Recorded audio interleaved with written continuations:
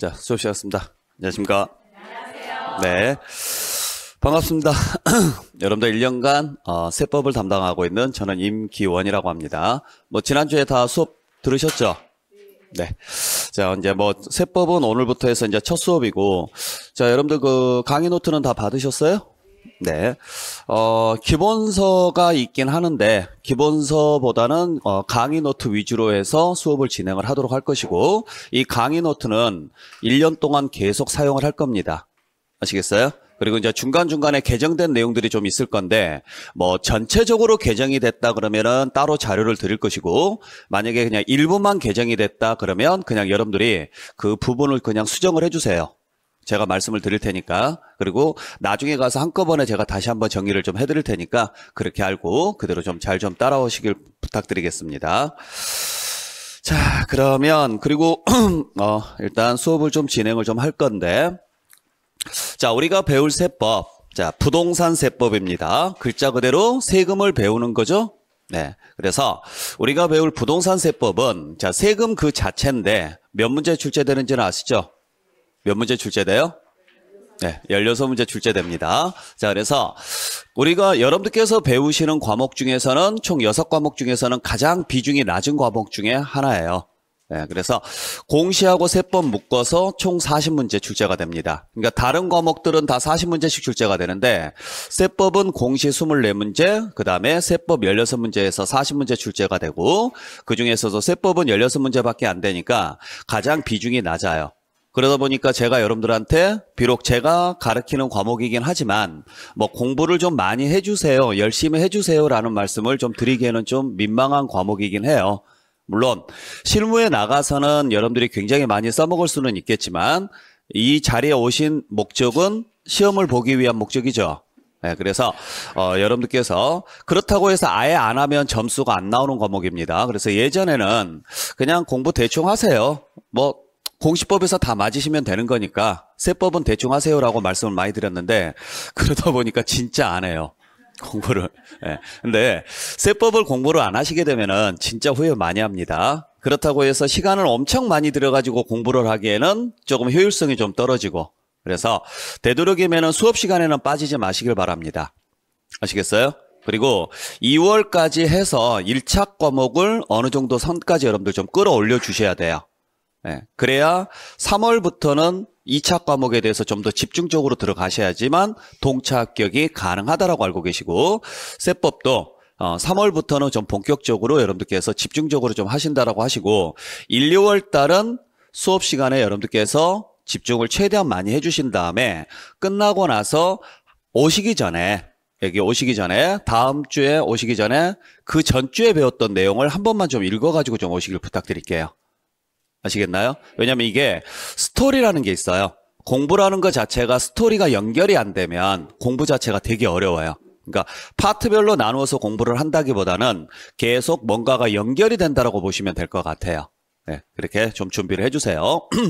자, 그러면 우리가 배울 세법, 자, 부동산 세법인데 세금의 종류가 굉장히 많습니다. 그래서 그걸 다 배울 건 아니고 글자 그대로 부동산에 대해서만 정리를 할 거예요. 근데 부동산에 관련된 세금 중에서 딱 5개가 우리 시험범위입니다. 그래서 부동산을 취득을 해서 보유하고 있다가 양도를 하면 다른 누군가는 다시 취득을 하게 될 것이고, 이 과정 속에서 나오는 세금 중에서 취득할 때 내는 세금인 취득세, 등록면허세, 보유 중에 내는 세금인 재산세, 종합부동산세, 그 다음에 소득세라는 게 있어요.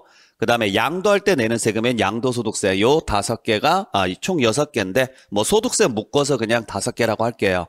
자, 여기까지가 여러분들이 앞으로 배우실 전체적인 세금입니다. 자, 그래서 취득세, 등록면허세 합쳐서 보통 4문제 정도가 출제가 되고, 재산세, 종합부동산세 합쳐서 보통 4문제 정도가 출제가 돼요. 그리고 소득세 합쳐서 보통 6문제 정도 출제가 됩니다. 네. 그러면 총 몇 문제예요? 16문제가 되겠죠. 네.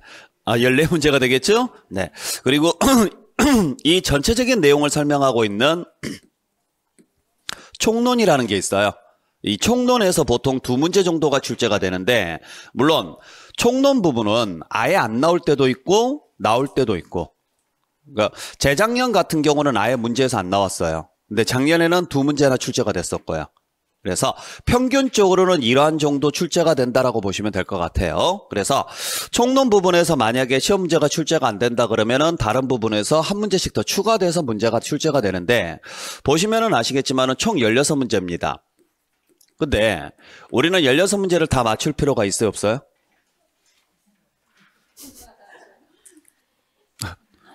우리 공법쌤 김희상 선생님이죠? 공법쌤 자주 하는 말 뭐예요? 직무유기 말고. 예? 싸대기 말고. 없어요? 아, 버려라. 공법쌤이 자주 하는 말 중에서 하나가 있는데. 미쳤어? 이 말 안 해요? 아, 진짜요? 아직 안 했어요. 아, 이제 시작할 거예요. 조만간에 시작할 거예요. 미쳤냐고. 네. 여러분들 16문제 다 맞출 필요 없어요. 16문제를 다 맞추시려면 이걸 완벽하게 다 외우셔야 돼요. 그리고 이걸 완벽하게 다 외우신다고 해서 16문제를 다 맞출 수는 없어요. 왜냐하면 안 배우는 데서도 나와요. 어차피 우리는 절대평가입니다. 절대평가니까 100점짜리 문제를 주지는 않아요. 그러니까 딱 60점만 맞으면 되잖아요. 그죠? 그러니까 공시세법, 공시가 지금 24문제고 세법이 16문제거든요. 그러면 합쳐서 40문제인데 40문제에서 60점을 맞으려면 몇 개만 맞으시면 돼요? 그렇죠. 60점을 맞으려면 24개만 맞으시면 되죠? 결국에는 뭘 열심히 하시면 돼요? 그렇죠? 공시 열심히 하고 세법 안 해도 합격하는 데는 지장 없죠? 문제는 여러분들께서 이걸 다 맞출 수 있어요, 없어요? 없어요. 아, 물론 맞출 수는 있겠죠. 가끔 미친 듯이 맞추는 사람들도 있어요. 근데 거의 힘들다라고 보시면 돼요. 그러면 그 부족한 점수를 어디에서 채워야 되느냐면 세법에서 채워야 되는데, 나중에 가면은 꼭 그런 이야기들 합니다. 세법에서 한 문제만 더 맞아줬으면. 세법이 무슨 죄가 있냐고요. 안 그래요? 세법은 아무 죄가 없어요. 그냥 서포트 과목이다. 근데 안 하면 100% 후회합니다. 그러니까 열심히 해주시긴 해주셔야 되는데, 자, 우리는 16개를 다 맞출 필요는 없어요. 그러려면은 정말 여러분들이 인간다운 삶을 포기를 하셔야 돼요. 네. 그러니까 시험 보는 그날까지 나는 인간이 아니야. 그냥 공부하는 기계야 라고 생각을 하시고 밥 먹고 화장실 가고 잠자는 시간 빼고는 무조건 이 공부에만 올인을 하셔야 만점을 맞을 수가 있습니다. 예, 굳이 그렇게까지 살 필요는 없고 그냥 인간다운 삶을 살면서 합격하는 그런 기쁨을 누리도록 하겠습니다. 자, 그래서 우리 세법에서는 16개 중에서 몇 개를 목표로 할 거냐면 10개를 목표로 할 거예요. 항상 기억을 하셔야 돼요. 그러니까 나는 세법 문제를 풀어서 몇 문제는 풀겠다. 10문제는 무조건 풀겠다. 그렇게 해드릴 거예요. 그러니까 잘 따라오시면, 수업 내용만 잘 따라오시면 10개는 충분히 맞출 수 있게끔 해드릴 거니까 걱정하지 마시고 따라오시고, 나머지 부분에 대해서 플러스 알파를 하고 싶다. 그러면 여러분들이 조금 노력을 좀 해주셔야 되고. 하셨어요? 그래서 좀 잘 나오면 한 12개에서 한 14개 정도, 16개는 그냥 포기하시는 게 맞습니다. 계산 문제도 한 문제 정도는 출제가 되고, 작년하고 재작년에는 계산 문제가 2문제가 나왔어요. 그렇다고 해서 어려운 문제는 아니에요. 어려운 문제는 아닌데 처음 공부하시는 분들은 되게 어렵죠. 그러니까 계산 문제 같은 경우는 그냥 포기한다고 생각하시고, 이런 문제에서 한 2문제 정도는 정말 그냥 내가 운으로 맞춰야 된다. 이런 문제들이 나올 수 있다. 내가 정말 수업 시간에 배운 내용 가지고 풀어서 맞출 수 있는 문제는 10개에서 12개 정도는 내가 풀어서 맞출 수 있다. 나머지는 그냥 운에 맡겨야 된다라고 생각을 하고 준비를 하셔야 돼요. 자, 그러면 10개를 목표로 했었을 때 어디를 열심히 하셔야 돼요? 그렇죠. 소득세 열심히 하셔야 되겠죠? 왜? 소득세가 기본 6문제니까. 그러면 소득세 열심히 하시고, 그 다음 취득 단계든 보유 단계든 둘 중에 하나만 하시게 되면 10개는 맞출 수 있겠죠? 그죠? 그럼 결국에는 2개는 포기해도 되잖아요. 안 그래요? 다 할 필요는 없죠? 그렇다고 해서 여러분들이 안 하시는 건 아니에요. 제가 수업은 다 해드릴 거니까. 그래서 뭐 기억나는 게 있다. 그러면은 그 문제는 충분히 맞춰서 풀 수 있는 거고, 단순하게 지금 접근을 했을 때 하는 이야기예요. 그러니까 공부는 많이 하는 게 중요한 게 아니에요. 효율적으로 하는 게 가장 중요한 거죠. 그러니까 전략을 잘 세우셔야 돼요, 앞으로도. 나는 몇 개까지 맞춰야 되겠다. 그러면 이 몇 개를 맞추기 위해서는 내가 어떤 부분에 대해서 집중적으로 해야 되겠느냐. 이걸 생각을 하셔야 돼요. 그러니까 그걸 언제 생각을 하셔야 되느냐면 한 5월 정도에 되면은 여러분들이 감이 올 거예요. 그러니까 과목별로도 여러분들한테 잘 맞는 과목이 있고 그 과목 내에서도 파트 부분으로 나눠서 나는 취득세가 쉬워, 나는 재산세가 쉬워 이럴 수가 있단 말이에요. 그러면 쉬운 쪽을 좀 더 열심히 하셔서 완벽하게 내 걸로 만드시라고요. 100번 찍어서 안 넘어가는 나무 있어요, 없어요? 수두룩해요. 제발 부탁이니까. 아셨죠? 그걸 굳이 찍어서 넘기려고 하지 마시라고요. 뭐하러 그렇게 고생을 하냐고요. 100번을 찍었는데 안 넘어가요. 그럼 굳이 넘길 필요 없어요. 그냥 돌아가세요. 아셨어요? 근데 괜히 문제랑 싸워요. 그래, 나는 너를 꼭 이겨볼 거야. 물론 마음가짐은 되게 감사한데 여러분들한테는 별로 도움이 안 됩니다. 그러니까 이 공인중개사 시험은 딱 하나 원리예요. 뭐냐면 잘하는 것에서만 실수 안 하시면 돼요. 안 되는 것을 잘 되게 하려고 하지 마시고 잘하는 것에서 실수만 안 하시면은 합격하는 데는 지장 없습니다. 그러니까 안 되는 것은 그냥 운에 맡기신다고 생각하시고 쉽고 그다음에 잘 되는 부분 있잖아요. 그러한 부분들에 대해서 좀 더 집중적으로 완벽하게 내 걸로 만드시고 나중에 시험 문제 나왔을 때 그런 부분에 대해서 실수만 안 하시게 되면은 여러분들 합격하는 데는 지장 없습니다. 자, 그래서 나중에 공부할 때 내가 어떤 파트를 집중적으로 좀 할 것인가 요걸 좀 생각을 하신 다음에 여러분들이 그 부분을 좀 집중적으로 하시고 대신 수업 시간에 빠지시면 안 돼요. 왜냐면 그냥 얻어 걸린 것들이 좀 몇 개 있거든요. 그러니까 그런 것들을 좀 얻는다고 생각하시고 자, 이번 1, 2월 과정은 우리가 오전 반은 지금 정규 반은 총 8주 수업을 기본으로 하고 있습니다. 8주 수업을 기본으로 하고 있는데 세법 같은 경우는 지금 한 주 늦게 시작을 했죠. 예, 그리고 이제 중간에 이제 설 연휴도 좀 끼어 있어서 그냥 7주로 가도록 할게요. 여러분들 아마 수업 계획표 보시면은 지금 7주 부분으로 지금 나와 있을 겁니다. 나와 있죠? 네, 그렇게 확인하시고 그래서 총론 부분은 이번 과정에서는 생략을 할 겁니다. 총론 부분은 그래서 이번 지금 1월 달에 처음 들어오신 분들 같은 경우는 11월 달, 12월 달 총론 부분을 설명을 해놨어요. 강의해 놓은 게 있거든요. 다음 시간에 오실 때 한번 꼭 듣고 오세요. 11월 지금 뭐 11월 달부터 들으신 분들은 상관이 없고 그러니까 그 부분은 한번 꼭 듣고 오시고 자, 오늘은 이제 취득세부터 해서 본격적으로 수업을 좀 진행을 하도록 하겠습니다. 자, 미리 말씀을 드리지만은 1, 2월 달에 수업을 듣고 나서 모든 걸 다 가져가려고 생각하지 마세요. 그러니까 지금은 여러분들이 가장 해야 될 일이 뭐냐면 귀가 열리는 연습을 하셔야 돼요. 법률 과목이다 보니까 저는 항상 법 과목을 뭐라고 해석을 하느냐면 한글로 되어 있는 외국어라고 말씀을 드릴 거예요. 그러니까 읽을 수는 있어요, 없어요? 있어요. 근데 뭔 소리인지는 몰라요. 그러니까 이게 귀가 열려야 되고 그다음에 익숙해져야 돼요. 그래야 쉽게 접근이 되거든요. 그러니까 그런다고 생각을 하시고 접근을 하셔야 되지 이걸 내가 완전히 내 걸로 만들어야 되겠다 이런 생각 하지 마세요. 아셨죠? 여러분들 나중에 실제 점수 같은 경우는 실제 실력은 언제 가야 나오느냐면 한 7월이나 8월 정도에 가야 여러분들 본 실력이 나와요. 그러니까 그때까지는 좀 답답한 마음이 들더라도 그냥 꿋꿋하게 자신을 믿고 그대로 진행을 좀 하시길 부탁드립니다. 자, 그러면은 일단 우리 취득세부터 해서 진행을 좀 하도록 할 건데 자, 여러분들 강의 노트 26페이지부터 보도록 하겠습니다. 자, 우리 취득세라는 세금은 어떤 세금이냐? 글자 그대로 뭐 할 때 내는 세금이다? 취득할 때 내는 세금으로서 자, 일단 지방세입니다. 지방세라는 것은 어디에서 징수하는 세금? 그렇죠. 지방자치단체에서 징수하는 세금이고 그 지방자치단체 중에서도 어디에서 징수하느냐면 특별시나 광역시나 도에서 징수하는 세금이에요. 그래서 앞자만 따서 특광도세라 그래요. 그러니까 서울특별시 강남구에 있는 걸 취득을 했다. 그러면 그 취득세는 누가 가져간다? 서울시에서 가져간다고요. 서울시에서. 경기도 성남시에 있는 것 취득을 했다. 그러면은 누가 가져간다? 경기도청이 가져간다. 그렇게만 알고 계시면 돼요. 그래서 광역단체에서 가져가는 세금이 취득세입니다. 그리고 취득세는 사실주의에 입각해서 과세하는 세금이에요. 그러니까 그냥 무조건 사실상 현황을 보고 판단을 한다라고 보시면 되겠죠? 그 다음에 취득세는 언제 납세무가 생기느냐, 뭐 할 때? 취득할 때 납세무가 생기고 그리고 뭐 하는 세금이냐면 여러분들께서 직접 신고서를 작성을 해서 제출하는 세금이에요. 그렇게만 여러분들 보시면 되고, 만약에 이걸 신고를 하지 않게 되면 벌금이 따라붙는데 그 벌금을 뭐라고 하느냐면 가산세라고 합니다. 가산세.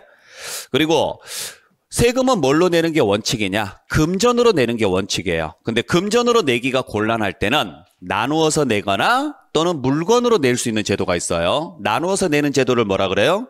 분할납부. 물건으로 내는 제도를 물납이라고 하는데, 취득세는 물납이나 분할납부 제도가 아예 없습니다. 그래서 그냥 금전으로 내고 한꺼번에 내야 되는 세금이다. 그 정도만 기억을 좀 해주시길 부탁드릴게요. 자, 그래서 요 내용을 위주로 해서 자, 지금부터 간단하게 좀 설명을 좀 드려보도록 할게요. 자, 첫 번째. 자, 우리 취득세는 법률에 의해서 열거된 자산을 취득했을 때 내는 세금인데, 어떤 자산을 취득을 했을 때 내는 세금이냐면 지방세법에 의해서 열거된 것만 과세합니다. 바꿔서 말하면 열거되지 않는 것은 과세한다, 안 한다? 안 합니다. 쉽게 말해서 외워주세요. 그리고 그 물건을 판단할 때는 무슨 현황에 의해서 판단한다? 사실상 현황에 의해서 판단합니다. 자, 그래서 현행 취득세가 과세될 수 있는 물건은 총 15개로 열거돼 있어요. 토지, 건축물, 선박, 항공기, 기계장비, 차량, 임목, 광업권, 어업권, 양식업권, 골프, 승마, 콘도, 그 다음에 요트, 종합체육시설 이용 회원권에서 총 15개입니다. 반드시 암기하셔야 돼요. 자, 그래서 우리 11월달, 12월달 배우셨던 분들 이거 어떻게 외웠어, 우리? 그래요. 추접해도 그렇게 외우세요. 아셨죠? 앞자만 따서 어떻게 외웠다? 네. 부산항에 기차 타고 가서 나무 아래에서 광어회 먹고 오자. 네. 대충 이딴 식으로 외워주시라고요. 아시겠어요? 네. 외우는 게 중요한 거예요. 나중에 가면 이렇게 외우라고 해도 안 해요. 어차피 다 외워지는 거니까. 자, 그래서 부동산, 선박, 항공기, 기계장비, 차량, 임목, 광업권, 어업권, 회원권이 있습니다. 그리고 어업권이라는 게 무슨 말이에요? 그렇죠? 그냥 물고기를 잡을 수 있는 권리예요. 그러니까 강이라든지 이런 데서 우리가 낚시하는 거 말고 그물 같은 걸로 이렇게 물고기 잡는 거 있죠? 그거 불법입니다. 그죠? 자원 고갈 문제가 생기기 때문에 국가에서 허락을 받아야 되는데, 그게 국가에서 허락받는 권리를 어업권이라 그래요. 그래서 그곳에서 실제 거주하면서 물고기를 잡아서 생계를 유지하시는 분들한테 어업권이라는 권리를 줍니다. 그 어업권을 거래를 하게 되면은 취득세가 부과가 되는데, 어업권이 물고기에 관한 권리라면은 그 물고기를 가둬놓고 키우는 권리, 그걸 뭐라 그래요? 양식업이라고 하죠? 그래서 양식업 그냥 포함시켜 주시고. 됐죠? 특히 주의하셔야 될 것은 이 권리는 주의하셔야 돼요. 그래서 취득세가 과세될 수 있는 권리는 딱 3개밖에 없다. 4개가 있는데 그냥 3개만 외우겠습니다. 광어회. 네. 광어회라고 외우시면 돼요. 그러니까 부산에 가서 그냥 뭐 드시고 오시면 돼요? 광어회 드시고 오시면 돼요. 그냥 양식한 광어회라고 하셔도 되고. 정 안 되면. 저 원래 이런 거 외우는 거 못하니까 앞자만 따서 뭐 이런 거 못하거든요. 그러니까 크게 기대는 하지 마세요. 아셨죠? 네. 자, 그래서 부산항에 기차 타고 가서 나무 아래에서 광어회 먹고 온다. 그리고 회원권의 종류는 5개가 있는데 5개는 외울 필요 없습니다. 그냥 그런 게 있는가 보다 하세요. 자, 여기 없는 것들을 나중에 취득을 하면은 취득세 낸다, 안 낸다? 안 냅니다. 반드시 암기를 좀 해주시길 부탁드릴게요. 됐죠? 네. 자, 그러면 문제가 되는 것은 뭐냐면, 자, 이때 나머지는 그냥 타이틀만 기억을 해주시면 돼요. 타이틀만 기억을 해주시면 되고, 부동산의 범위는 좀 더 구체적으로 좀 살펴봐야 되는데, 자, 취득세가 과세될 수 있는 부동산의 범위에는 뭐가 들어가느냐면 토지 건축물이 들어갑니다. 그러니까 민법하고는 개념이 좀 약간 다르죠. 민법에서는 부동산을 뭐라고 표현을 해요? 토지 및 그 지상 정착물이라고 해요. 근데 그 지상 정착물에는 건축물만 들어가는 거 아니죠? 다른 것들도 들어가죠? 근데 세법에서는 그 부동산의 범위에 토지는 그대로 들어가고 지상 정착물 중에서 건축물까지만 들어가요. 근데 문제가 되는 것은 요 토지의 범위와 건축물의 범위를 좀 더 구체적으로 살펴봐야 되는데, 자, 토지란 무엇을 이야기하느냐면 토지를 규정하고 있는 법률이 뭘까요? 네, 지적법이에요. 그러니까 공법에서도 토지라는 말이 나와요, 안 나와요? 나와요. 민법에서도 토지라는 말이 나오죠. 그러면 어디까지를 토지로 볼 것이냐를 각 법률에서 정하고 있게 되면은 이게 중복이 된단 말이에요. 그래서 토지라는 법률을 따로 만들어 놨습니다. 그걸 뭐라고 하느냐면 지적법이라고 하고, 그 지적법에서 정하고 있는 토지를 세법에서도 토지라고 하겠습니다 라고 돼 있단 말이에요. 그러면 지적법에서는 토지를 뭐라고 규정해 놨어요? 뭐라고요? 바다가 아닌 거? 그럼 바다가 아닌 것이면은 강이 있는 곳은요? 11월 때 그 기초이론 배우신 분들 이제부터 계속 물어볼 거예요. 자, 기초이론 배우신 분들 지적법에서 토지를 뭐라고 배웠어요? 지목 28개라 그래요. 들어봤어요? 네, 지목 28개를 토지라고 한다라고 돼 있습니다. 즉 다시 말해서 토지의 이름을 정해놨다라는 거죠. 총 몇 개로? 28개로 정해놨어요. 뭐 전, 답, 과수원, 목장유지, 임약, 광천지, 잡종지, 나대지, 선화지 등등등 해가지고 총 28개의 이름을 정해놓고 그 28개를 토지마다 이름표를 붙여놨어요. 이걸 뭐라고 한다? 지목이라 그래요. 이렇게 지목이 있는 토지를 토지라고 합니다. 그럼 세법에서도 그걸 따라가야 되죠. 그래서 토지란 지적공부상 등록 대상이 되는 토지를 말합니다. 이렇게 돼 있단 말이에요. 그럼 문제가 생기는 것은 뭐가 문제가 생기느냐? 지목이 없는 토지는 토지일까 아닐까? 이게 문제가 생겨요. 근데 우리나라에 지목이 없는 토지가 있을까요? 없을까요? 없어요. 없어요. 옛날에는 걸어 다니면서 토지를 찾다 보니까 놓치고 가는 부분이 생기잖아요. 근데 지금은 항공사진으로 찍어버리니까 토지를 놓칠 수가 없어요. 그래서 다 지목이 있어요. 근데 가끔 어떤 경우가 있느냐? 매립이나 간척을 했을 때요. 매립이나 간척을 하면은 공유 수면이 토지가 된 거죠. 그러면 이게 지목이 아직 설정이 안 될 때가 있어요. 이 상태에서 거래가 되면은 이걸 토지라고 할 거냐 말 거냐 문제가 생겨요. 근데 세법은 무슨 현황에 의해서 판단한다? 사실상 현황에 의해서 판단합니다. 그래서 지목 28개, 즉 등록 대상이 되는 토지뿐만 아니라 그 밖에 이용되고 있는 사실상의 토지를 토지라고 합니다. 쉽게 말해서 모든 토지가 다 토지입니다 이야기예요. 아셨어요? 네. 자, 그 다음에 두 번째, 건축물이란 무엇을 이야기하느냐? 그러면 토지가 규정되고 있는 법률이 지적법이라면 건축물을 규정하고 있는 법률은 뭘까요? 그렇죠. 건축법이겠죠. 그래서 건축법에서 규정하고 있는 건축물을 우리도 건축물이라고 하겠습니다 라고 돼 있습니다. 그러면 건축법에는 건축물을 뭐라고 규정해 놨을까? 그렇죠? 그렇죠. 뭐가 있어야 돼요? 그래요. 지붕이 있어야 돼요. 지붕이. 그리고 그 지붕을 받쳐줄 뭐가 있어야 돼요? 기둥이나 벽이 있어야 됩니다. 그래서 지붕과 벽 또는 기둥이 있는 것을 건축물이라고 하겠습니다 라고 돼 있어요. 그럼 세법에서도 이걸 건축물이라 그래요. 이걸 실무에서는 뭐라고 할까요? 건물이라 그래요. 그러니까 여러분들이 흔히 말하는 건물이라는 건 건축법에서 말하고 있는 건축물을 말하는 거예요. 여러분들이 지금 앉아 계시는 이 공간이 건축법상 건축물이죠? 지붕이 있죠? 벽도 있죠? 기둥도 있잖아요. 네.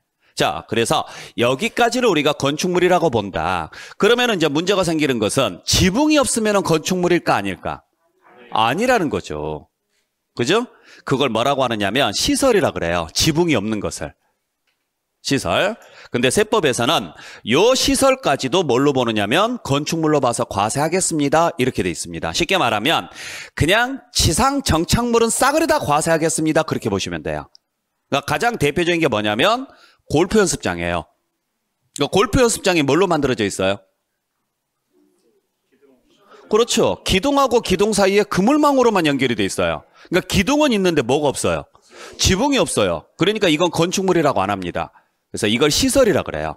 그러니까 이거 말고도 뭐 여러분들 그 산에 보면 송전철탑 있죠. 송전철탑도 건축물의 일종이에요. 세법에서 말하면. 이해되셨어요? 여러분들 그 놀이동산 같은 데 가보게 되면 요즘 놀이동산이라는 말 안 쓰죠? 예. 에버랜드 이런 데 가보게 되면은 뭐 바이킹이라든지 이런 거 있죠? 그거 전부 다 시설이에요. 그거 다 취득세 낸다고 알고 계시면 돼요. 그러니까 제발 놀러 가서 그런 거 탈 생각만 하지 말고 이게 취득세를 낸다라는 걸 제발 알고 좀 타시라고요. 아셨어요? 예, 바이킹을 딱 탄다, 뭐 티익스프레스를 탄다, 딱 타면서 아 이거 취득세 내는구나. 이게 그렇게 웃길 일은 아닌데요. 네. 자, 그래서 그냥 단순하게 접근을 합니다. 지목이 있든 없든 지붕이 있든 없든 모든 토지와 모든 지상 정착물은 전부 다 취득세를 냅니다. 그렇게만 알고 계시면 돼요. 아셨어요? 네. 그리고 그 물건들을 판단할 때는 무슨 현황에 의해서 판단한다? 그렇죠. 그래서 자, 특별한 경우를 제외하고는 무슨 현황에 의해서? 사실상 현황에 의해서 판단합니다. 즉 공부상 내용과 사실상 내용이 다르면 사실상으로 판단을 한다. 공부가 뭐예요? 공부? 그렇죠. 공적 장부의 줄임말이에요. 공부라는 말은. 그러니까 예를 들어서 뭐 등기부라든지 등록부라든지 등재부라든지 이런 것들을 말하는 거죠. 그러면 등기부에 주택으로 돼 있습니다. 근데 실제로 가보니까 창고로 쓰고 있더라. 그러면 주택이다 아니다? 아니다. 그렇게 판단하시면 돼요. 네. 자, 그 정도만 정리하시면 될 것 같네요. 자, 그래서 이 물건들을 우리는 싸그리 묶어서 뭐라고 하느냐? 부동산 등이라고 하고 이걸 뭐 했을 때 내는 세금이다? 취득했을 때 내는 세금인데 자, 그러면 그때 취득이라는 말은 어디까지를 말하느냐 이 문제가 생겨요. 그래서 자, 취득세에서 말하는 취득이라는 말은 두 가지가 있습니다. 실제로 취득하는 것을 뭐라고 하느냐면 사실상 취득이라 그래요. 또 하나는 취득은 아닌데 취득으로 보는 행위가 있어요. 이걸 무슨 취득이라고 한다? 간주 취득이라고 합니다. 자, 그래서 두 가지 경우에 한해서 과세가 되는데 여러분들이 진짜로 취득했으면 당연히 취득세를 내야 돼요. 문제는 취득을 안 했는데도 불구하고 취득으로 보는 경우가 있다라는 거죠. 그래서 법률상 당신이 취득하지는 않았지만 그냥 취득한 걸로 할게요. 따지지 마세요. 그냥 취득한 걸로 볼 테니까 취득세 내세요라는 게 있다고요. 그걸 무슨 취득이라고 한다? 간주 취득이라 그래요. 자, 그러면은 사실상 취득에는 다시 두 가지가 있습니다. 자, 우리가 물건을 취득할 수 있는 방법은 딱 두 가지밖에 없어요. 하나는 만들거나 또 하나는 가져오거나. 그죠? 자, 내가 옷이 필요하다. 그러면은 옷을 가질 수 있는 방법은 딱 두 가지밖에 없죠? 직접 만들어서 가지거나 남한테서 가져오거나. 이해되셨죠? 이거 말고는 취득할 수 있는 방법이 없는 거예요. 자, 그래서 내가 직접 만드는 것을 무슨 취득? 원시. 가져오는 것을 승계. 다시 가져올 때 공짜면 무상, 공짜가 아니면 유상이라 그럽니다. 차이점 아시겠죠? 그러니까 굉장히 간단한 내용인데 되게 복잡하게 접근하시는 분들이 계세요. 내가 내 손으로 직접 만들었으면 무조건 원시예요. 그러니까 법률상 원시는 뭐라고 하느냐면 나 이전에 소유자가 없어야 돼요. 내가 1번 소유자가 돼야 원시예요. 2번 소유자부터는 전부 다 뭐예요? 승계예요. 나 이전에 소유자가 있으면 무조건 승계예요. 그러니까 여러분들이 아파트를 신규 분양받았습니다. 신규 분양받으면 원시예요, 승계예요? 승계라고요. 여러분들이 직접 아파트 짓지는 않아요. 건설사가 지어놓은 아파트를 돈 주고 사는 거죠. 그러니까 등기부를 보게 되면 여러분들 소유자가 2번으로 들어가 있어요.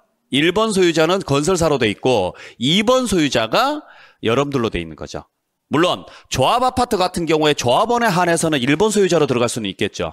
근데 그 경우를 제외하고는 보통 신규 분양은 전부 다 승계입니다. 그러니까 이렇게 생각하셔야 돼요. 내가 직접 만들었느냐 안 만들었느냐 그걸 생각하시라고요. 아셨죠?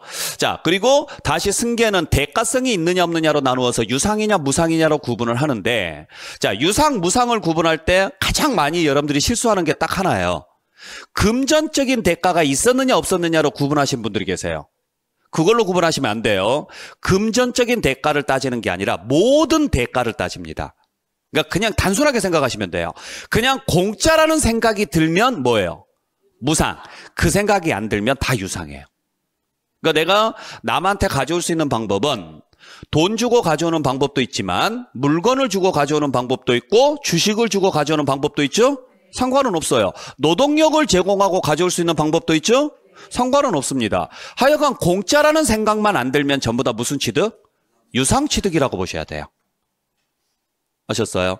자, 그러면 이 중에서 어떤 취득에 대해서만 취득세를 내느냐면 모든 취득에 대해서 다 냅니다. 취득세는. 그래서 취득세가 가장 기본인 거예요.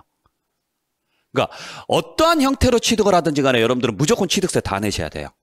그게 원시가 됐든 승계가 됐든 유상이 됐든 무상이 됐든 상관없다는 이야기예요. 아셨어요? 자, 그래서 원시 취득의 대표적인 게 뭐냐면 토지 같은 경우는 매립간척이에요. 매립간척이 무슨 말인지 아시겠죠? 예. 원래 물이었는데 흙을 채워서 땅으로 만드는 행위. 그걸 매립간척이라고 하죠? 그게 원시예요. 건물 같은 경우는 신축하는 것을 원시 취득이라고 그래요. 이해하셨어요? 그 다음에 선박을 만드는 것을 뭐라 그래요? 건조라 그래요. 이거 드라이 아니에요. 그러니까 조선소에서 선박을 만드는 것을 건조한다. 이런 식으로 표현을 하는 거죠. 들어보셨죠? 그래서 만들어진 선박을 바다에 띄우는 행위를 뭐라 그래요? 오, 잘하시네요. 진수라고 하죠. 진수. 그냥 그런 게 있어요. 네. 그 다음에 차를 만드는 것을 제조나 조립이라고 하고 권리를 최초로 획득하는 행위를 뭐라고 하느냐면 출원이라고 합니다. 권리를 최초로 획득하는 행위를. 그러니까 특허 출원이라는 말 들어보셨죠? 그와 마찬가지로 광업권도 출원이라고 하고 어업권도 출원이라고 그래요. 최초로 등록하는 행위를. 자, 이러한 것들이 있습니다. 그 다음에 승계 취득에는 뭐 유상 승계에는 매매, 경매, 공매, 교환, 대물 변제, 현물 출자. 그러니까 매매가 뭔지 아시겠죠?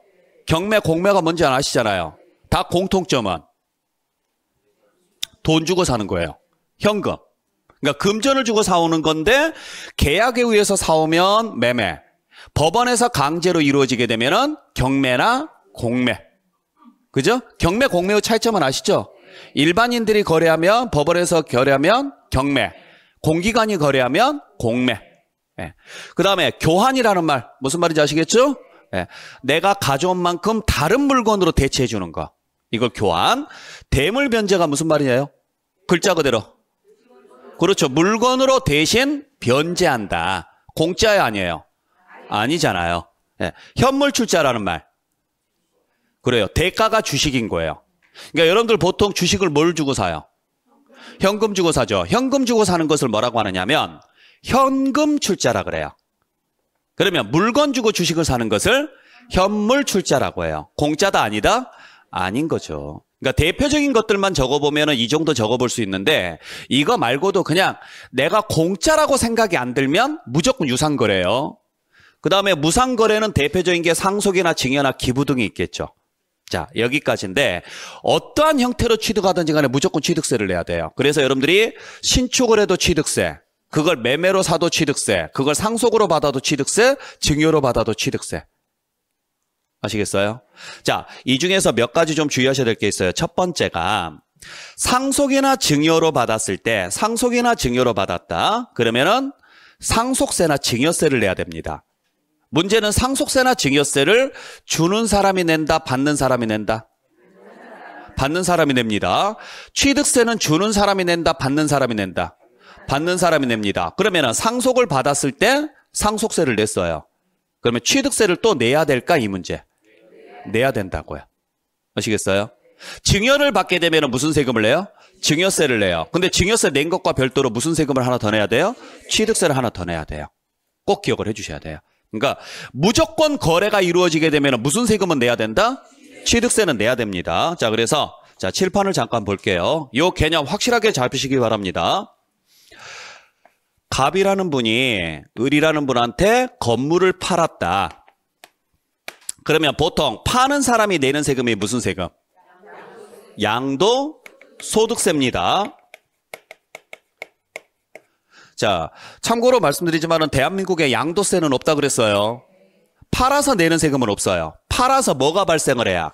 소득. 다른 말로 하면 이익. 이익이 발생해야 내는 세금은 있어도 그냥 팔았기 때문에 내는 세금은 없습니다. 그 다음에 사는 사람이 내는 세금이 무슨 세금? 그렇죠. 취득세죠. 자, 그때 양도소득세는 글자 그대로 누가? 양도한 사람이 뭐가 발생을 했을 때? 이익이 발생했을 때 부과하는 세금입니다. 이렇게 가요. 그러면 이 사람한테 이익이 생기려면 주기만 해야 된다? 받아온 게 있어야 된다? 그렇죠. 받아온 게 있어야죠. 이걸 뭐라고 해요? 대가라 그래요. 이렇게 대가가 있는 거래를 무슨 거래? 유상거래라고 이야기를 합니다. 됐죠? 자, 그러면 갑이라는 분이 을이라는 분한테 건물을 팔았어요. 건물을 팔았는데 을로부터 아무런 대가를 받아오지 않습니다. 이걸 무슨 거래? 무상거래라 그래요.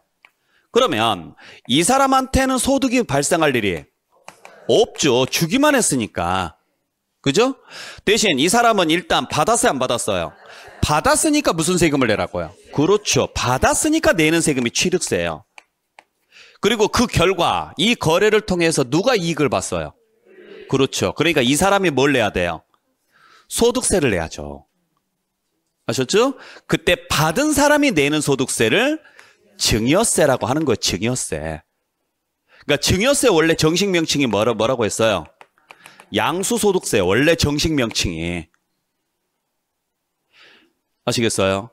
그래서 보신 바와 같이 어찌됐든지 간에 거래가 발생하면 무조건 무슨 세금은 기본적으로 내야 된다. 그렇죠. 취득세는 무조건 내야 되는 거예요. 그러니까 취득세는 거래에 대해서 내는 세금이에요. 거래 행위에 대해서 내는 세금이에요. 그래서 행위세라고도 이야기를 해요. 자, 그리고 나서 그 결과 누가 이득을 받느냐에 따라서 세금이 달라지는 거죠. 주는 사람이 이득을 받으면 양도소득세, 받는 사람이 이득을 받으면 증여세라 그래요. 그러니까 이 사람은 증여거래가 이루어지면 세금을 몇 개를 내요? 2개를 낸다. 그러면 이건 이중과세다 아니다? 아니에요. 이중과세라는 말은 뭐냐면 같은 이유로 세금을 2번 때리는 거예요. 근데 이건 이유가 같아요, 달라요? 달라요. 증여를 받았기 때문에 내는 세금은 뭐고? 취득세고. 증여를 받았기 때문에 내는 세금은 취득세고. 그 결과 이익이 생겼기 때문에 내는 세금이 증여세고. 그러니까 이 말이 무슨 말인지를 알면 증여세가 누가 내는지가 답이 나오는 거죠. 이 개념을 잘 잡으셔야 돼요. 나중에 양도소득세 가면 양도소득세가 나오느냐 증여세가 나오느냐 이걸 구분하는 문제가 있어요. 요걸 구분하기 위해서 여러분들께서 이걸 정확하게 알고 계셔야 되겠죠. 그러니까 요게 앞으로 여러분들이 세법을 배울 때 가장 기본이 되는 틀입니다. 아시겠어요? 이제 이게 혼합이 될 수가 있어요. 혼합이 돼서 양도소득세, 취득세, 증여세가 동시에 나올 때가 있어요. 한꺼번에. 그러니까 이게 이제 좀 더 복잡하게 들어가는 건데 그건 나중에 설명을 드릴 테니까. 자, 그래서 요 내용으로 보시면 되는데 어찌됐든지 간에 유상으로 취득을 하든 무상으로 취득을 하든 취득세는 무조건 내셔야 됩니다. 그리고 그 결과 누가 이득을 받느냐에 따라서 양도소득세와 증여세라는 게 구분이 됩니다. 이렇게 보셔야죠. 아셨죠? 네, 잘 정리하시고. 자, 두 번째는 취득을 했으면 당연히 취득세는 내야 되는데 그럼에도 불구하고 취득세를 제외시켜주는 경우, 즉 취득세를 안 내도 되는 경우가 딱 하나 있습니다. 뭐에 한해서냐? 차량이나 기계장비나 선박이나 항공기에 대해서예요. 그것도 무슨 취득에 한해서? 원시취득에 한해서. 원시취득. 그러니까 차량, 기계장비, 선박, 항공기는 우리나라 주요 수출 상품이에요. 그죠? 우리나라는 자원이 없는 나라입니다. 자원이 없는 나라니까 자원을 사와서 완제품을 만들어서 다시 재판매하는 나라예요. 그렇기 때문에 수출이 국가 경쟁력을 유지하는 데 굉장히 큰 역할을 많이 하죠. 자, 근데 공장에서 물건이 만들어졌을 때 세금을 붙여버리게 되면 뭐에 포함이 돼요? 판매가에 포함이 돼요. 판매가에. 그러다 보니까 가격 경쟁력에서 밀릴 수밖에 없죠. 그래서 정책적으로 공장에서 물건이 만들어져서 나오는 시점, 그게 무슨 취득? 원시취득. 그때는 세금을 부과하겠다, 안 하겠다? 안 하겠습니다. 이렇게 돼 있는 거죠. 대신 부동산 같은 경우는 우리가 수출하는 거 아니잖아요. 그러니까 부동산은 정상적으로 원시, 승계, 유상, 무상 관계없이 싸그리 다 과세. 차량, 기계장비, 선박, 항공기에 한해서만 무슨 취득일 때는 과세하지 않는다. 원시 취득에 대해서는 과세하지 않고 무슨 취득일 때만? 승계 취득에 대해서만 과세한다고요. 그러니까 여러분들이 새 차를 살 때 취득세 내요, 안 내요? 내요. 왜? 그래요. 승계 취득이니까. 여러분들이 차를 만드신 게 아니라 만들어진 차를 인도받는 거니까. 그러니까 취득세를 내시는 거예요. 그러니까 취득세 내기 싫으시면 부품 사서 조립하세요.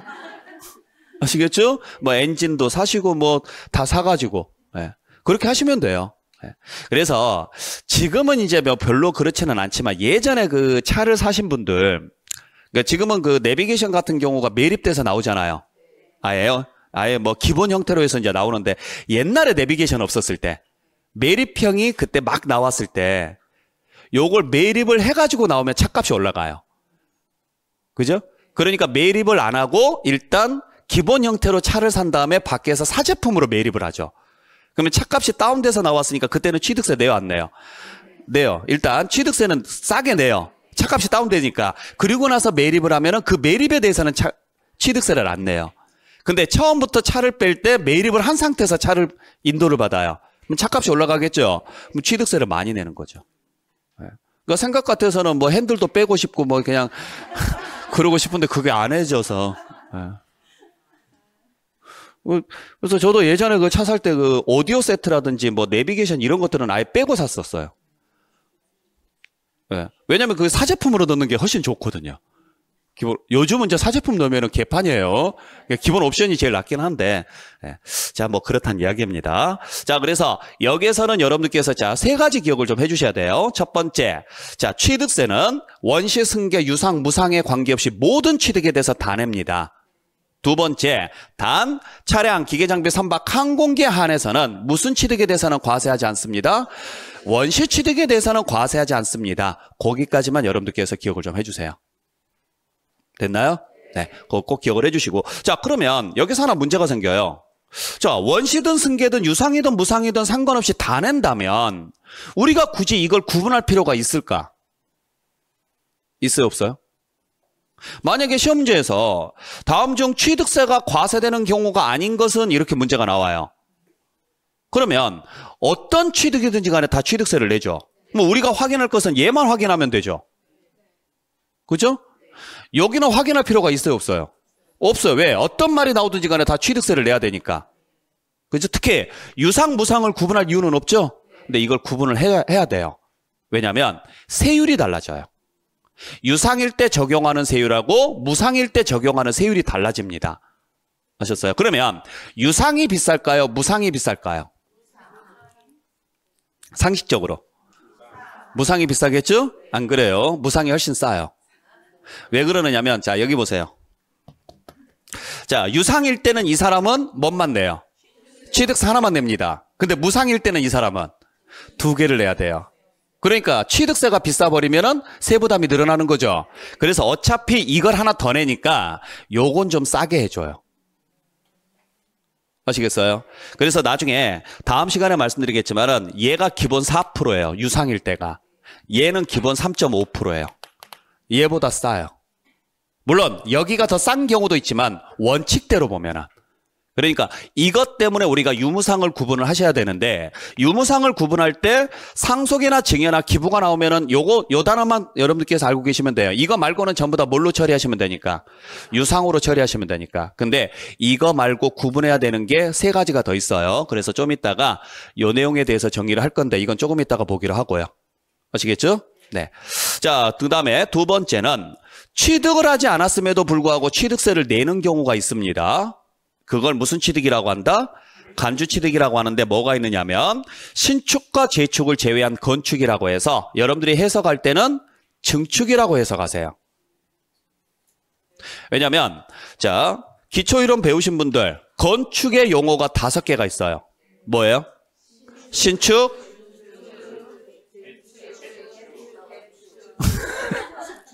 뭐라고요? 신축, 증축, 개축, 재축, 이전 5개를 묶어서 뭐라고 해요? 건축이라고 합니다. 뭐 이번 달에 지금 들어오신 분들은 그냥 들으세요. 나중에 건축법 시간에 배우시게 될 거니까. 아셨죠? 그 중에서 보전 등기가 되는 경우가 뭔지 아세요? 신축, 재축입니다. 그러면 보전 등기는 언제 하는 거예요? 그게 무슨 취득이에요? 그렇죠. 그러니까 신축하고 재축은 무조건 원시 취득이에요. 원시 취득으로 본다가 아니라 그냥 원시 취득인 거예요. 그죠? 그러면 신축하고 재축을 뺀 나머지 뭐가 남아요? 이전, 개축, 증축이 남습니다. 요거 무슨 등기가 들어가는지 아세요? 이전 등기는 어떨 때 하는 거예요? 자, 그러면 증축을 했어요. 소유자가 바뀌었어요, 안 바뀌었어요? 안 바뀌었어요. 그래요. 변경 등기를 해요. 변경 등기. 여러분들 지금 원시나 승계 취득을 하면은 다 무슨 등기 할까요? 이전 등기를 해요. 죄송합니다. 이전 등기가 아니라 소유권 등기를 해요. 소유권 등기. 이게 전부 다 뭘 표시하는 등기예요? 소유권을 표시하는 등기라고요. 그러면 소유권을 표시를 했다는 이야기는 누군가가 뭐 했단 소리예요? 취득을 했단 소리예요. 그래서 이게 진짜 취득인 거예요. 문제는 여기서부터는 소유권 등기가 안 들어가요. 아셨어요? 그래서 이게 취득이 아닌 거예요. 취득이 아닌 겁니다. 아니다 보니까 취득세를 부과할 수가 없어요. 근데 법적으로 그냥 부과하고 싶은 거예요. 부과하고 싶은 거니까 그냥 뭐 한 걸로 보자. 그냥 취득한 걸로 할게. 따지지 마. 이렇게 만들어 놓은 거예요. 이해하셨어요? 그러니까 법이라는 게 되게 간사해요. 쉽게 말하면 제가 여러분들을 왠지 그냥 경찰서에 집어넣고 싶어요. 진짜 그렇다는 건 아니에요. 경찰서에 집어넣고 싶어요. 그래서 여러분들 털어봤더니 먼지가 하나도 안 나와요. 짜증이 이빠이 납니다. 그죠? 그래서 제가 우깁니다. 그냥 잘못한 걸로 해. 그럼 저보고 미친놈이라고 할 거 아니에요. 야, 내가 너한테 무슨 잘못을 했는데 뭘 잘못했다고 해. 아니 그냥 그렇게 하기로 해. 나는 그냥 너가 아무 잘못도 안 했는데 나 너 그냥 경찰서에 넣고 싶어. 그러니까 네가 그냥 잘못했다고 해. 이렇게 만들어 놓은 법이 뭐예요? 간주예요. 간주.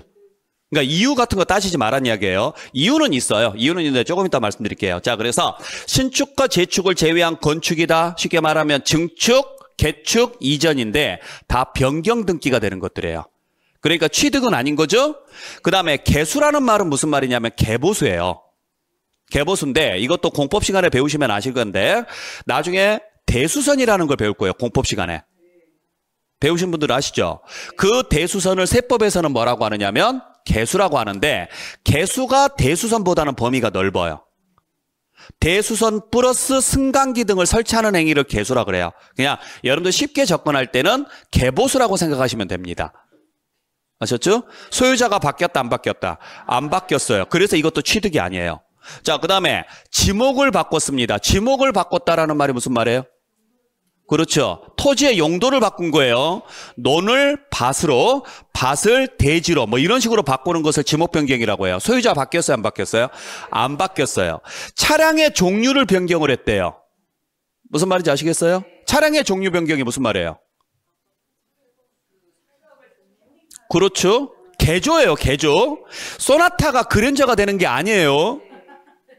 소나타가 그랜저가 되는 것은 그냥 차를 바꾸는 거고 개조. 봉고차를 캠핑카로, 뭐 트럭을 푸드트럭으로 이런 식으로 개조하는 것을 종류 변경이라고 해요. 소유자 바뀌었어요? 안 바뀌었어요? 안 바뀌었어요. 그러니까 전부 다 소유자가 바뀐 게 아니죠. 그러니까 여기서는 전부 다 소유권 등기가 들어가요? 안 들어가요? 안 들어가요. 여기는 다 소유권 등기가 들어갈 수가 없어요. 아시겠어요? 자, 요 네 개는 다 공통점이 하나 있습니다. 네 개는 다 공통점이 다 보유 중에 하는 행위예요. 보유 중에. 네. 자, 그래서 칠판 잠깐 볼게요. 자산을 취득을 해서 가지고 있다가 언젠가는 이 자산을 팔 건데 취득세는 몇 번 내는 세금? 한 번 냅니다. 언제? 그렇죠. 취득했을 때 요때 한 번 내는 세금이에요. 요게 무슨 취득이에요? 요게? 아니죠. 아니죠. 그렇죠. 요게 사실상 취득이에요. 이게. 그러니까 사실상 취득은 나한테는 처음이에요. 나한테는 처음이에요. 원시로 취득을 해도 나한테는 처음 맞죠. 승계로 취득을 해도 나한테는 처음 맞죠. 그래요. 나한테 처음 취득이 사실상 취득이에요. 이때는 취득세 낸다 안 낸다? 무조건 내야 돼요. 그 다음부터 취득세 낼 일은 없어요. 그렇잖아요. 취득세는 한 번 내는 세금이니까. 근데 보유 중에 어떤 행위를 했을 때 한 번 더 부과하는 경우가 있습니다 이야기예요. 어떤 행위를 했을 때냐면 요 네 가지. 그러니까 증축을 하거나 개수를 하거나 지목을 바꾸거나 차를 개조하거나. 자, 생각을 해보세요. 증축이나 개수를 하려면 둘 다 건축물하고 관련된 내용인데 증축이나 개수를 하려면 나한테 건물이 있어야 돼 없어야 돼요? 있어야 증축이나 개수가 가능해요. 그죠? 토지의 지목을 바꾸려면 나한테 토지가 있어야 지목을 바꿀 수 있어요. 차를 개조하려면 나한테 차가 있어야 개조가 가능해요. 전부 다 보유 중에 하는 행위죠? 그러면 그 전에 한번 취득한 적이 있었고 취득세 냈다 안 냈다? 냈는데 한 번 더 내라는 거예요. 왜 이 제도를 만들어 놨느냐면 공식적인 이유는 과세 형평성 때문입니다. 이게 무슨 이야기냐면 예를 들어서 4층짜리 건물이 있어요. 4층짜리 건물이 있는데 A는 승강기가 있는 건물이에요. 근데 B는 승강기가 없는 건물이에요. 어느 게 비쌀까요? 그렇죠. 그래서 이걸 매매로 샀습니다. 매매로 샀는데 얘는 10억 주고 샀고 얘는 8억 주고 샀어요. 얘가 승강기가 없다라는 이유만으로. 자, 그러면 이 사람은 여기에 대해서 10억에 대해서 취득세 냈겠죠?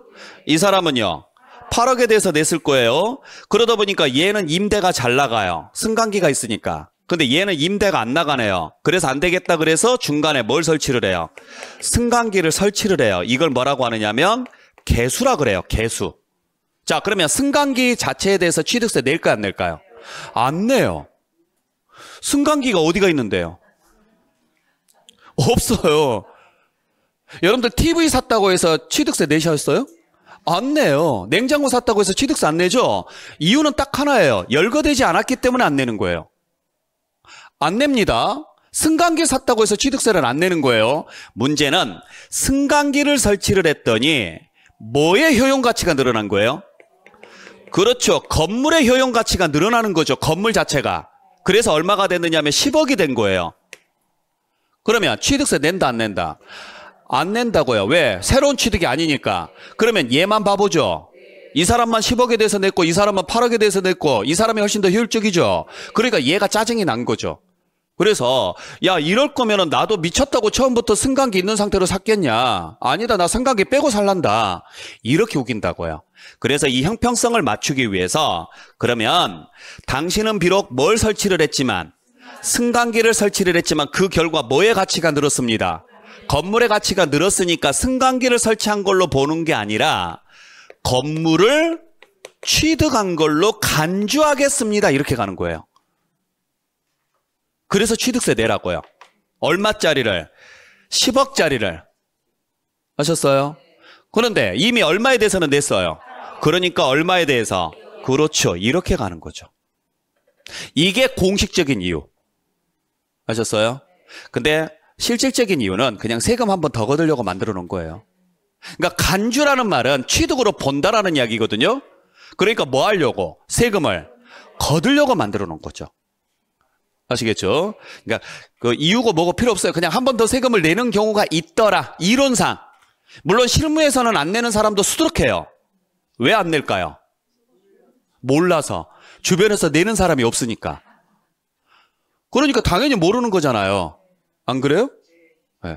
그러니까 만약에 주변에서 정상적으로 내셨다 그러면 당연히 나도 이런 경우는 내는가 보다 하고 내신단 말이에요. 그러니까 이게 되게 웃긴 게 지역마다 우리 중개 수수료 중개를 하게 되면 중개보수를 주잖아요. 거기에 부가가치세가 붙어요 안 붙어요? 붙죠. 그러면 당연히 예를 들어서 중개보수가 30만 원이다 그러면 얼마 줘야 돼요? 33만 원을 줘야 돼요. 10% 붙여서. 근데 사람들은 다 그렇게 안 줘요. 왜? 주변에서 빼고 주니까. 이게 문제인 거예요. 그러면서 어느 순간부터는 당연히 안 주는 게 당연하게 여겨요. 그러니까 이것 때문에 둘이 싸움이 붙는다고요. 물론 이제 뭐 부가가치세 중에서 뭐 간이가세자 이런 경우가 있어서 그러는데 그거 빼고 일반 과세자들. 그렇죠? 근데 특정 지역에 가잖아요. 그러면은 이걸 주는 게 당연시 여겨요. 그래서 안 받겠다 그러거든요, 오히려. 저도 우리 졸업생들한테 들은 이야기예요. 안 받겠다 그래요. 그러면 아니 왜 이걸 안 받냐고 오히려 주는 사람이 성질을 내요. 아니 다른 사람들 다 원래 그렇게 하는 거 아니냐. 이게 주변 환경이 중요한 거예요. 진짜로. 그러니까 내 주변에서 이런 경우에 안 냈더라. 다들 그냥 다 그렇게 하고 살더라 그러니까 본인도 안 내는 거예요. 자, 제가 여러분들한테 지금부터 설명드리는 모든 세법은 시험 보기 위한 단순 이론 세법인 거지 실무 세법이 아닙니다. 그러니까 가끔 물어보시는 분들이 있어서 하는 이야기예요. 저 이랬는데도 낸 적이 없는데요? 라고 물어보시는 분들이 가끔 계세요.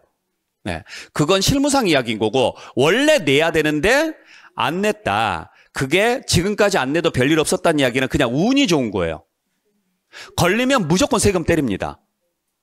아셨어요? 그러니까 그냥 내가 운이 좋아서 안 내고 지금까지 잘 버텼구나. 그냥 조용히 입 다물고 모른 척하고 살자. 그렇게 사시는 게 맞는 거니까 괜히 물어보시면서 지금이라도 내야 될까요? 제가 불안한데요. 불안할 필요 없어요. 그냥 걸리면 내세요. 그때 가서. 아셨죠? 공식적인 이야기는 아닙니다. 비공식적인 이야기입니다. 자, 그래서 이러한 식으로 만들어 놓은 게 간주취득인데 딱 무조건 가격이 올랐다고 해서 무조건 내는 건 아니다. 딱 4가지 경우에 한해서만. 뭐 했을 때? 증축. 그냥 자, 시험에서는 증축이라고 안 나와요. 신축과 재축을 제외한 건축이라고 나옵니다. 근데 우리가 해석을 할 때는 그냥 뭐라고 해석하게 해요? 증축이라고 해석하자고요. 자, 증축을 하거나 개수를 하거나 아니 신축과 재축을 제외한 건축에는 증축, 개축, 이전이 있는데 그냥 다 생략하고 증축 하나만 생각하자고요. 아셨죠? 자, 그래서 증축을 하거나 개수를 하거나 지목을 변경하거나 차량의 종류를 변경했을 때 이때 한해서 아셨죠? 단 간주취득은 취득으로 본다라는 거니까 취득세를 뭐 하려고 만들어 놓은 제도다? 거두려고 만들어 놓은 제도다. 그러니까 처음보다 자산 가치는 어때야 돼요? 늘어나야 돼요. 그래서 문제가 하나 생깁니다. 증축을 하게 되면 자산 가치가 늘어날까요? 줄어들까요? 무조건 늘어납니다. 줄어들 일은 없죠? 개수를 하면 자산 가치가 늘어나요? 줄어들어요? 줄어들 일은 없어요. 그래서 증축이나 개수는 무조건 취득세를 내요. 문제는 지목을 변경하거나 차량 등의 종류를 변경했을 때는 자산 가치가 늘어날 수도 있지만 줄어들 수도 있습니다. 그래서 이 경우는 단서를 하나 붙입니다. 뭐라고 단서를 붙이느냐? 반드시 뭐 했을 때만? 뭐가? 그렇죠. 가액이 증가했을 때만 취득으로 본다고요. 늘 나와요. 시험지에서. 뭐라고 나오느냐? 가액의 증가 또는 감소 여부에 관계없이 과세한다. 이런 식으로 나와요. 말이 안 되는 거죠. 아니 감소를 했는데 취득세가 부과된다. 이게 말이 안 되는 소리잖아요. 그러니까 뭐 했을 때만? 가액이 증가했을 때만 취득세를 내는 거예요. 자, 그러다 보니까 이 부분에 대해서는 10억에 취득했으면 얼마에 대해서? 10억 전체, 즉 다시 말해서 총액에 대해서 내는 거죠. 여기는 그 다음에 여기는요. 그렇죠. 증가분에 대해서만 내는 거죠. 단순하죠? 자, 그래서 신축을 했다. 그러면은 신축한 금액에 대해서 다 내십시오. 이후에 증축을 했다. 그럼 얼마에 대해서 내십시오? 증가한 부분에 대해서만 내십시오. 아시겠나요? 네. 자, 차량을 매매로 취득했다. 그러면 취득가액 전체에 대해서 내십시오. 이후에 그 종류를 변경을 했다. 그러면요. 증가한 가액에 대해서 내십시오. 토지를 증여받았다. 그러면 그 전체에 대해서 내십시오. 토지 전체에 대해서. 이후에 지목을 변경했더니 가액이 증가했다. 그러면 얼마에 대해서? 가액 증가분에 대해서만 내십시오. 이런 식으로 흘러가시면 되는 거죠. 자, 그래서 다시 한번 정리합니다. 취득세는 법률에 의해서 열거된 무엇을? 부동산 등을, 즉 부선항에 기차 타고 가서 나무 아래서 광어에 먹는 이 물건들에 한해서 무슨 취득을 하거나 사실상 취득을 하거나 무슨 취득했을 때? 간주 취득했을 때 그 총액 또는 얼마에 대해서? 증가분에 대해서 내는 세금이 취득세입니다. 됐나요? 네. 다음 차량, 기계장비, 선박, 항공기 한해서는 무슨 취득일 때는? 원시 취득일 때는 과세하지 않으며 지목 변경이나 차량 등의 종류 변경일 때는 반드시 뒤에 무슨 단서가 붙었을 때만 과세된다? 가액이 증가할 때만 과세가 됩니다. 요게 취득세예요.